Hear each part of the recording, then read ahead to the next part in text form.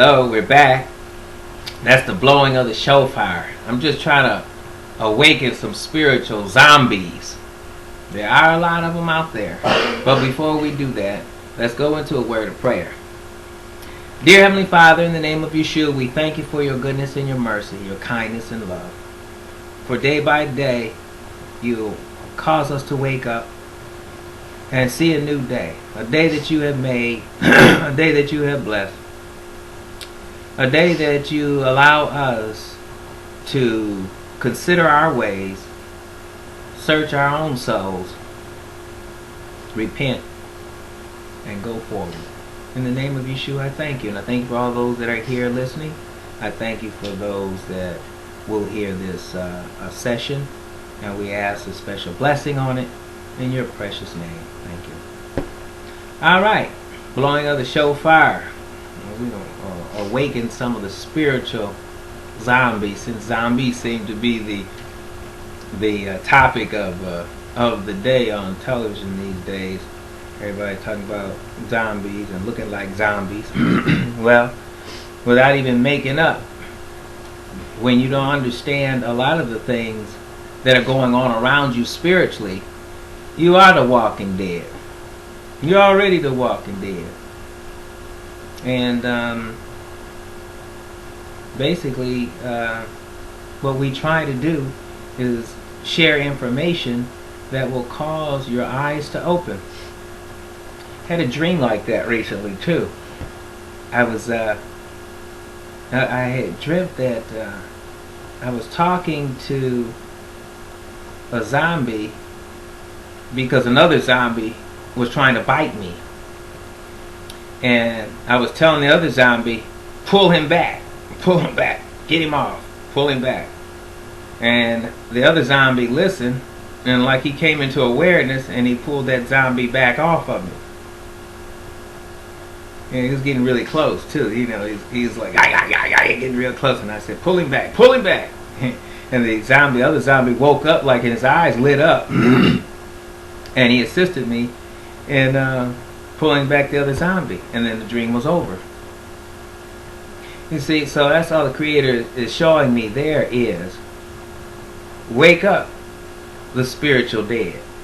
There are some that will, some that won't. You see, the one that was still trying to bite me, he didn't wake up. But the one that actually tried to assist me came into awareness. You see? Unlike the ones on the television. It doesn't work there. But they did in the dream. We're going to Matthew. St. Matthew, 13th chapter. Verses 1 through 15, we're going to read that. Hopefully, we won't be before you that long, and hopefully it'll be something that you can learn from the parable of the sower. Well, that's mainly what is being talked about here in that 13th chapter, is the sowing of seeds and the different parables of sowing.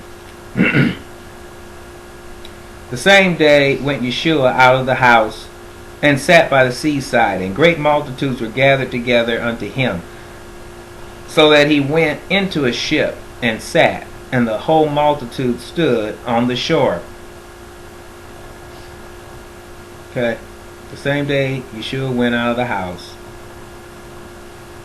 and sat by the seaside, and great multitudes were gathered together unto him, so that he went into a ship and sat, and the whole multitude stood on the shore. He had a following outside, not a following within the synagogue or, in the buildings, but outside they followed him. There's no gas bill, there's no light bill there. You see? There's no, no need to say that we have need of this or that, or turn on a switch, turn on the lights. It's basically, I'm out in the field, working in the vineyard, speaking to people directly. So as they gathered to him, I guess the crowd was large enough where they pressed him to have to step on the boat to speak to them. So I'm wondering, did he have the credentials as those within the temples? Of course. Okay, so he could have been a Pharisee or a Sadducee based on his former training. Do you remember at the age of 12, he was found conversing with the teachers, and they took knowledge of his wisdom at the age of 12. After the age of 12, in these books, some of these books, at least the one called the Bible, no one has inserted the history of Yeshua after 12 until he reappears at 30. So you have this great margin of, okay, what happened? Now you see him, now you don't. But there must be some writings on his whereabouts between 12 and 30, and there are. And this is why I say you always have to do outside reading, outside research. Because when you find these readings, and you find out some of the things that he did and where he went and who he spoke to, some of the training, it adds a whole new perspective on your understanding of the Messiah. You know, there's one book I enjoy called The Aquarium. There are some things that were inserted in those writings as well, because whenever a man puts his hands on something, there's always a margin of error. And you just have to be wise enough and patient enough to sift through all of these things so you can weed out what is profitable and what is not profitable. Same as clean or unclean. Okay. And he spake many things unto them in parables, saying, Behold, a sower went forth to sow. And when he sowed, some seeds fell by the wayside, and the fowls came and devoured them up.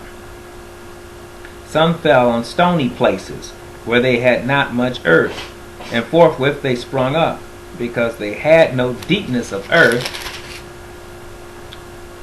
And when the sun was up, they were scorched, and because they had no root, they withered away. Any thought on that? Any thought on that at all from you? What, from the standpoint of them not having root? Well, let's finish through the rest of the seeds, and maybe you'll have some thoughts. And some fell among thorns, and the thorns sprang up and choked them. But others fell into good ground and brought forth fruit. Some 100-fold, some 60-fold, some 30-fold. Who hath ears to hear? Let him hear. And the disciples came and said unto him, Why you speak to them in parables? And he answered them, Because it is given unto you to know the mysteries of the kingdom of heaven, but to them it is not given. Okay, so he just went through these parables telling you about the different seeds. This seed fell on the wayside. Here come the fowls, grab them up right quick. Here's some other seeds fell on stony grounds, which, you know, there's a little moisture on the stones maybe, or amongst the stones, and the seed will spring up, but it can't go into the ground, so it doesn't get root, but it does spring up. But by the time the sun is good and hot, it withers because there's no root. Then some fell amongst the tares. Of course, they grow up, and then the tares choke them out. And then some fell on good ground, where there was fruitfulness Well, if you look at that in relationship to just one walk in general, and you can look at it from within different organizations, whether it's religious organizations or just major corporations, when they have inner circles, they all encourage you to do the same thing, read the same thing, so you can be on the same page. And if everyone is doing the same thing, and then you have an individual that enter in that's doing something completely different, they're not going to stand. They may start off with the terrors, but as soon as the challenges of the group start surfacing, the terror is going to choke them out and they're going to get out. The good ground is a person coming in, doing exactly what they are instructed to do, go through that process, and I think you go through each one of those phases, but you're getting stronger as you go through it. And those are the people who are left standing.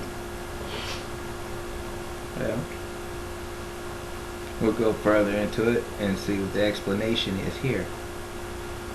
For whosoever have, to him shall be given, and he shall have more abundance. But whosoever have not, from him shall be taken away, even that he have. So you notice a lot of times a person who's diligent in his work, he's out here working hard, he's diligent, he's focused, he's a provider for his household.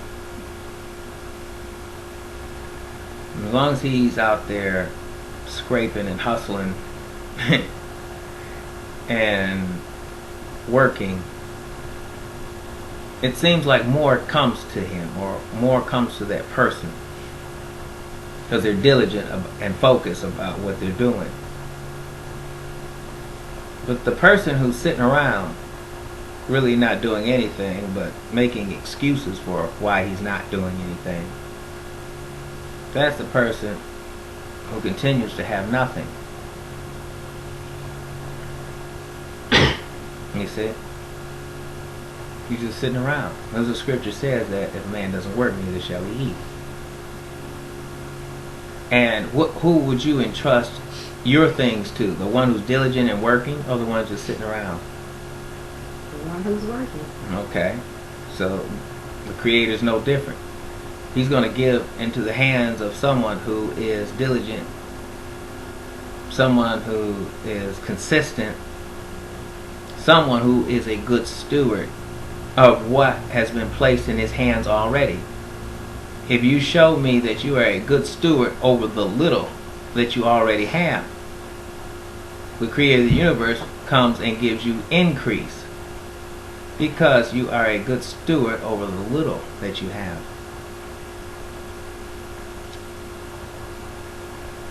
But he goes on to say, therefore speak I to them in parables, because they seeing, see not, and hearing, they hear not, neither do they understand. And in them is fulfilled the prophecy of Isaiah, which says, by hearing ye shall hear, and shall not understand, and seeing ye shall see, but you won't perceive. For this people's heart is waxed gross, and their ears are dull of hearing, and their eyes they have closed, lest at any time they should see with their eyes, and hear with their ears, and should understand with their heart, and should be converted, and I should heal them. That goes back again to, like I said, the dream that I had. You know, the zombies are the walking dead. They really don't hear and perceive. They hear sound, and they're drawn to the sound, but they don't really perceive. You know, they have one mechanism, like an animal: just eat, chew. You bite, eat, and chew. You know, that's it.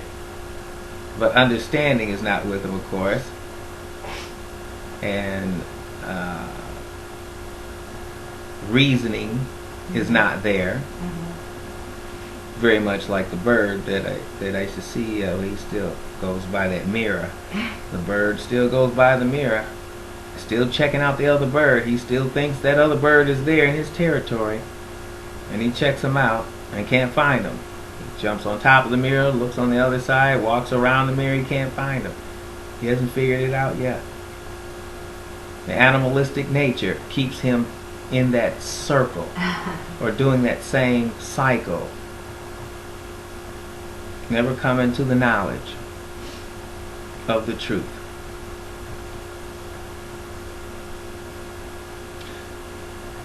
And when your heart is waxed gross or cold or dark or dull from the things of the Spirit, you can't see. You cannot understand. There has to be an awakening that happens before you can. And those that have an anointing to awaken the dead have to be about their Father's business. You have to be out and be amongst those that are the spiritual zombies, because some are ready to be awakened and some are not. But those that have an ear to hear, they will hear, you see, and understand, and will be appreciative of the awakening. So when the Messiah healed the 10 of leprosy, one returned and said thank you. 1 out of 10. So don't feel bad if you share knowledge with someone and you see the light come on, if they don't come back and say thank you right away. Down the road, it might be a couple years and you'll run into them again, and you may add a little more information to them, and you find them growing over the years. When one day they get to that place where they realize what a blessing you have been in their life, where they're appreciative of the servant of the Most High in their life, and they understand that you're one of God's angels, so to speak.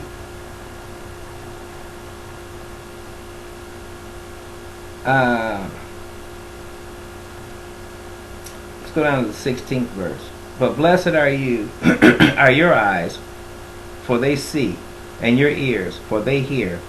For verily I say unto you, that many prophets and righteous men have desired to see those things which ye see,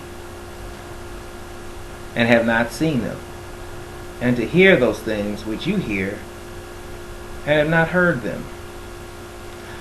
Now, that's interesting. That's interesting in itself. He's in the midst of his disciples. Of course, they have the Messiah, the King of the universe, in front of them, incarnate, wrapped in flesh, and all of the prophetic words fulfilled in him.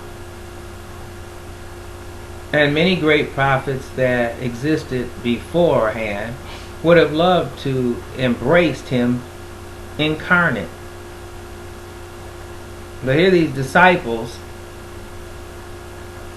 who met the Messiah, talked to the Messiah, get to hear the things and be taught by him, probably couldn't initially feel that same oomph that those great prophets many years prior, couldn't feel the excitement, of some of those, Jeremiah's and Isaiah's and Ezekiel's and Samuel's, we had no way of identifying with how blessed they were for being able to walk side by side with the Messiah. Do you think even though he shared with them who he was, actually he shield them from some of who he was, because they would have been able to handle that greatness and do the work that they needed to do? You can look at a lot of things. It's just like relationships. You can have somebody in your own midst and not identify the works of God through that person because for whatever reason you think, oh, that's just him. That's just, oh, I grew up around the corner from this guy. Or, somebody else might be coming from another state saying, we came all the way from California just to see and hear this brother minister. Correct. Because when he came out to California, he laid hands on some people, cancer left him. This happened, that happened. So they see him in a whole different light because he's not readily at their exposure. At hand for them to just reach out and touch. So I people that have those kind of people around them all the time, be careful about how you entreat them because of they're the vessel of the Creator, and you can fall into making them common. Correct. You see, and God was always talking about be careful about making my vessel common or unclean. To make something common, when God puts it up here and you just put it down here, to make it common. This is where the that thing of after there's a wedding or something, you step on a glass after they drank from the glass and they crush the glass, or christening things, busting champagne bottles against the boats, and or what's another one of those things that they do?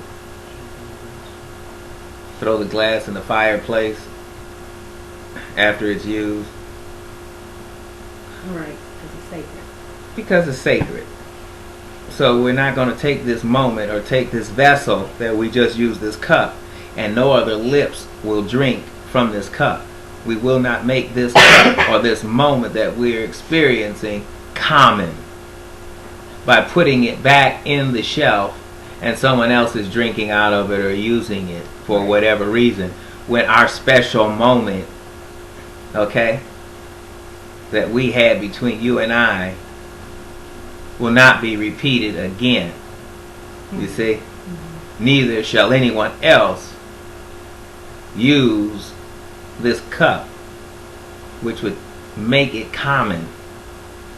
Right? Because it would just become a common drinking glass. Right, correct. I understand the theory behind that. All right. But further on in these scriptures, he goes in and he talks about the sowing, the parable of the sowers. If you want to go down to the 19th verse, he says, when anyone heareth the word of the kingdom and understandeth it not, then cometh the wicked one that catcheth away that which was sown in his heart. This is he who receiveth the seed by the wayside. So going back to the seeds, when he was saying the first seeds were thrown by the wayside and the birds come and eat it right quick.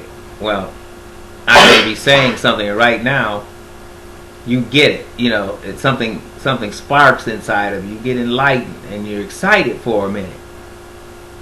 Then here comes the devil. And because of where you are spiritually, he's able to come in and snatch out what you just received.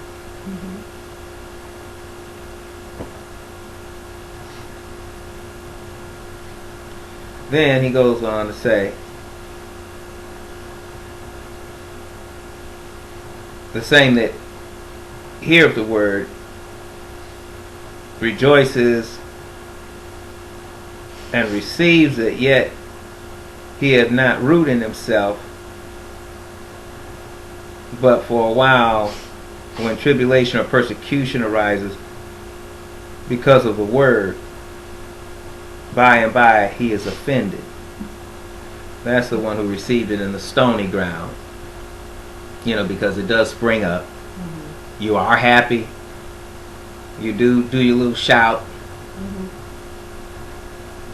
There's some things you're understanding. But as soon as persecution comes, as soon as a little, few people buck you a little bit,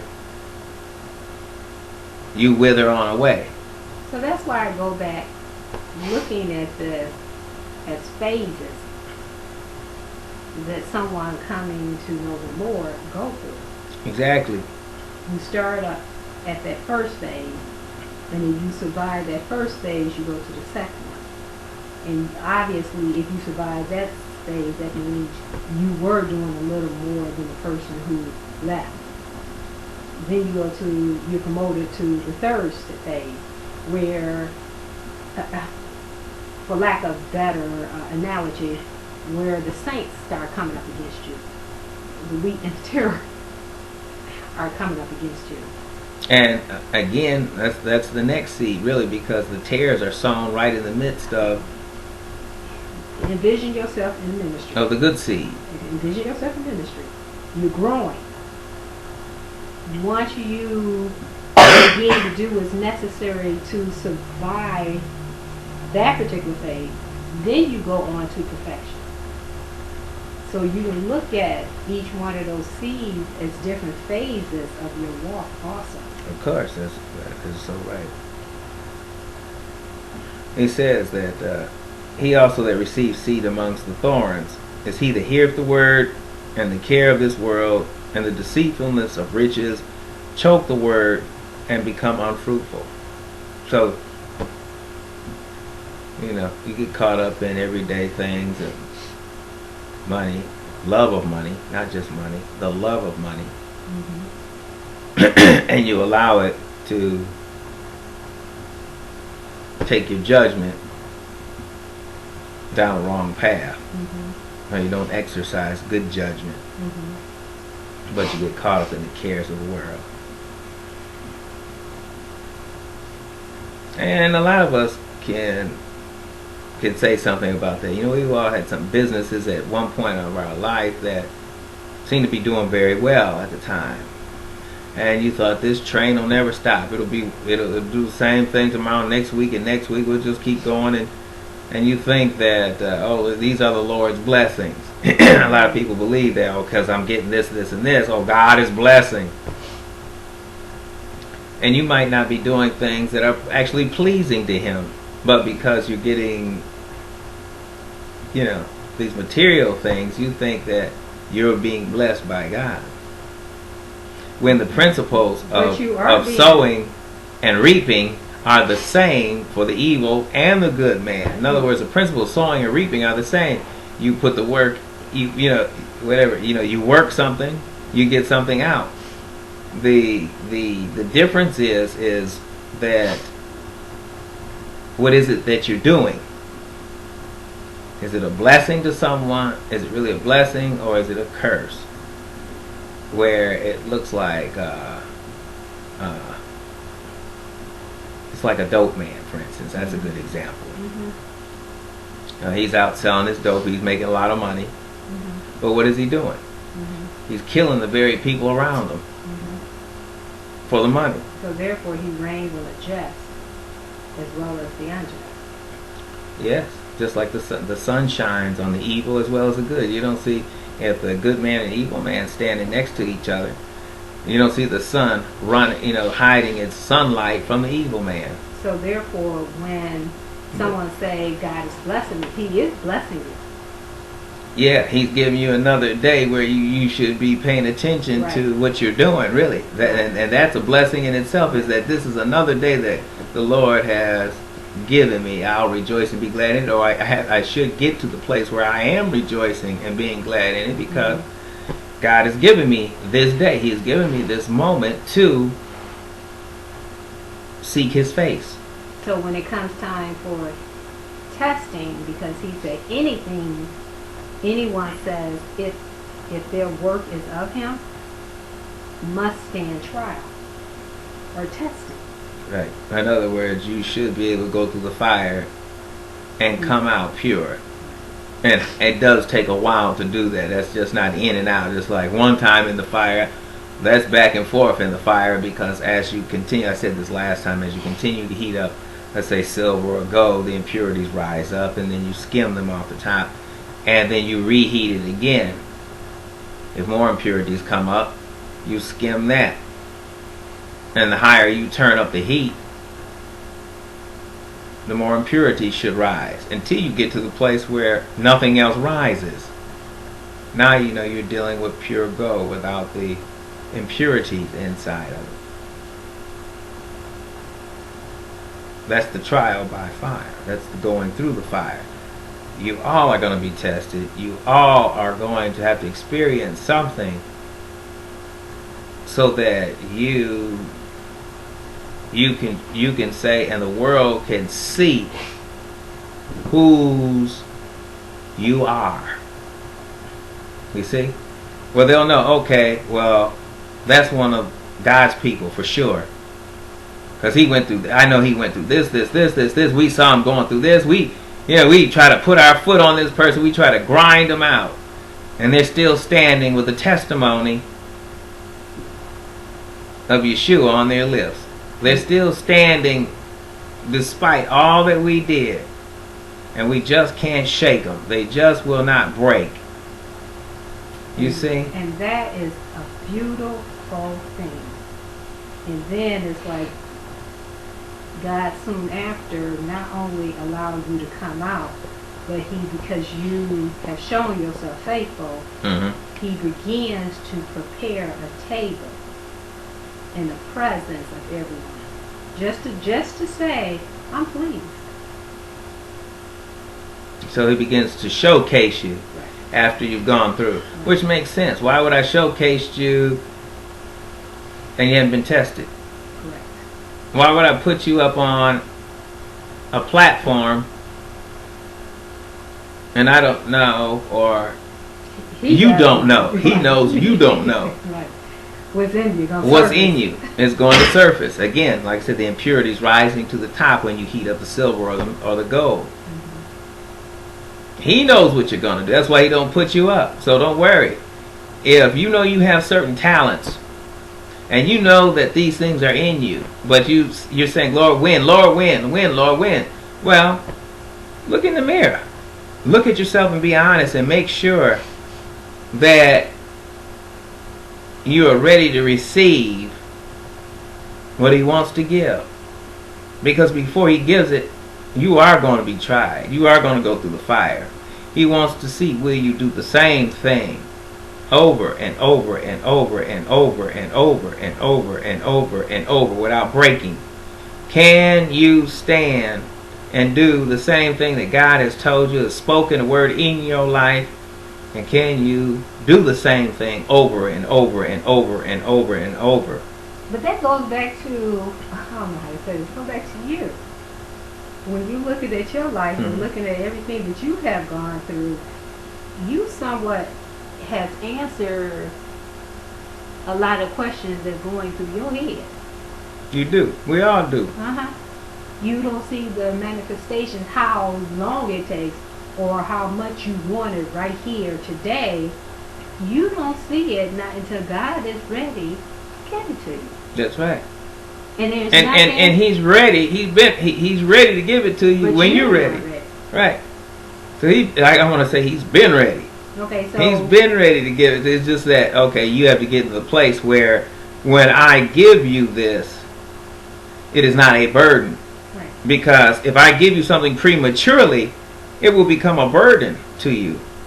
So if you're stagnant in a position, chances are because you are holding you back, and you cannot look at other people and say that they hold you back. Because here's how God is. If somebody else is in the picture that's holding you back, God just kindly remove that person. If they are truly holding you back. If they are truly holding you back. I mean, you have heard where people, spouses have died suddenly. Also, in this life, we wind up joining ourselves in ignorance with people, then I'd almost have to say, doggone it, if I was to guess at a percentage of how many people come together through ignorance, it'd have to be almost 80%, wouldn't it? I mean, percentage-wise, I don't know, because it could be higher than that. I don't know. And that's what I'm saying. I guess at 80%, you could go by a divorce rate if you want, and see how many divorce, and that'll give you an idea of what. But just because people get divorced, does that mean that God didn't put his stamp of approval on that situation? That situation might have unraveled because those two individuals refuse to stand still and know that God is God. Because just like you said, you're going to go through the fire. Yeah. You're going to go through the storm. Yep. That's the inevitable. That is one scenario. That is one scenario. The other is you come together in ignorance, and you wind up learning. There's information that you finally start learning, and then you come to a crossroads where you have to make a decision. You learn a number of things, and then you get to this place where you understand this and this and this, and you say, well, wow, I have to make a decision now because the spouse wants to go left and I want to go right. Well, somebody no longer wants to follow the other, and if both people are learning the same information and they're being fed some of the same things, but one person says, I don't want to follow, then that is a crossroads where a person makes a decision and they decide to do whatever it is they think they need to do. But if it's of God from day one, there'll be an agreement, and they will grow, and they will stay together, and they will continue to grow. And they will have a spiritual mind more than a fleshly mind, because the spiritual mind is what causes us to ascend. It causes us to get closer to our Creator instead of closer to the things of the world, which is basically of the flesh. You can lean towards the spirit, or you can lean towards the flesh. The flesh is not going to always be in such great shape as you get older, and you'll find yourself not being able to do the things that you used to do. So where do you want to invest your time into? What do you really want to hold in high esteem? The things of the spirit or the things of the flesh? The things of the spirit. But I truly believe they that worship God in spirit and in truth, the best that they know, God would give each individual direction. That's true. You'll hear, if you really have a heart to want to know. Right. And you can't fool God. You can try to fool that person that you're with. Right. But you won't be able to fool the Creator as far as where your heart is. Correct. And how you really feel about something. But what we as humans don't really want to embrace is the fact that God has already told you what to do. We just don't do it. We're trying to, but God. And God can lead you right back to what's in the scripture in certain areas and show you, well, I already said this. You want to come back with, but God. Yeah. He already told you that I said this, and this is what I expect you to do. But you're coming back with, but God. And this is what a lot of humans do. Well, because I really don't like what I'm hearing. I really don't want to embrace what you really said, Lord. Oh, I heard it, and I even understand it. It's just that I really don't want to practice the very thing that you have laid a foundation of and have given us examples to live according to. But those that will see the fruitfulness of it. And like I said, God is a fruitful God. And if what you do is of God, will bear fruit. And this is what the last seed was. But he that receives seed into good soil is the same that heareth the word and understands it, which also bear fruit and bringeth forth some 100-fold, some 60-fold, some 30-fold. Okay, so basically, anything that God has given us, if He's told us anything, and we practice it, it will bear fruit. If it's not of God, it's unfruitful, because God is a fruitful God. And if it's of Him, it's fruitful. It becomes positive. It grows. It nurtures. It brings joy, no sorrow.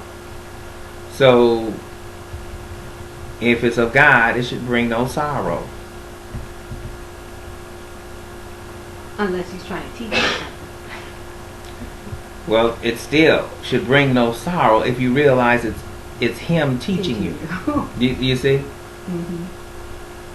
Some people might call it sorrow. Oh, I'm going through. Yeah, but guess what? If it is God giving you the lesson, you're going to be all right, because He loves you. So why wouldn't you be all right? You know? Now, if you don't take the lesson, there's going to be a harder lesson. Right. And it's just like Ebenezer Scrooge. You know, the first spirit that visited him was the ghost of, and I don't, like I said, I don't deal with Christmas, Easter, or a lot of the other holidays like that. As you do research on them, you'll see why. If you do your due diligence and find out the beginnings of a lot of these holidays, you'll understand what I'm saying. But I'll use it as an example. The ghost of Christmas Past. Well, that was, it was always characterized by a big jolly looking guy drinking and eating. When he shows up, he's got all kind of food around him, and he's eating and drinking, and then he takes old Ebenezer back in the day when Ebenezer was having a good time, and there are people that loved him and showed him kindness and were real jolly people, which jarred him and caused him to remember, which most of us do forget, the days of the right hand of the Most High. And that's why David said, I will remember, when I'm going through whatever, I will remember the days of the right hand. In other words, when God was strong, when He was showing His strength in my life, where, things were going for me in my way. And now that things are not really going my way, they just look like that because you're going through a lesson, you see. Correct. But that's why He says, I'll remember the days of the right hand. But anyway, going back to the old Ebenezer, he went back to the the ghost of Christmas Past, and he was reminded of a lot of good things and how things, were, and the good people around him. And then he goes to the ghost of Christmas Present and shows, what the people are doing this very day and how they view him and how they see things in his present condition. And then the next one is the gruesome ghost, the ugly, spooky, deathly looking character that leads them to a dark, horrible grave. Which, if you do not change certain things in your life, this is your outcome, So guess what?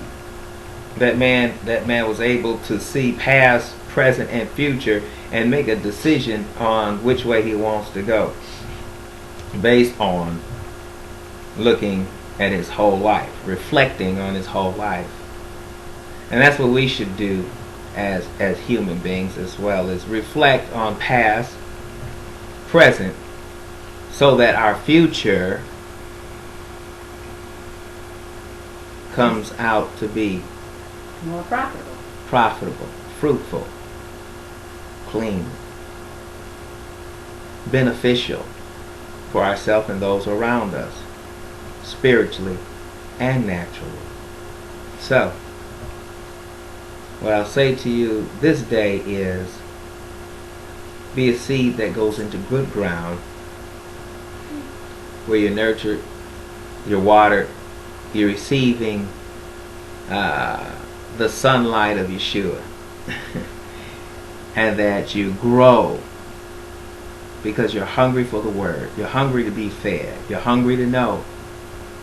So as you continue to knock at that door, God will open. As you continue to be thirsty and hungry for truth, continue in your meditation and prayer time, and God will open up answers that no man can close. You know, he'll give you the answers to the things that only you know that God gave them to you, because the only way He gives them to you is in such a way where you know you have heard it from no other man that way. That's how you know when it comes from God. He'll tell you in such a profound way that you know that nobody, and other people will know that He gave it to you that way, because the way you explain it, the way it'll be connected, it'll be yours, just yours, for your future understanding and your future sharing. So until next time, we bless you in the name of Yeshua, and I thank you. Thank you for being where you are today, because I've enjoyed it as much as you have, and I thank you in the precious name of Yeshua. Until next time.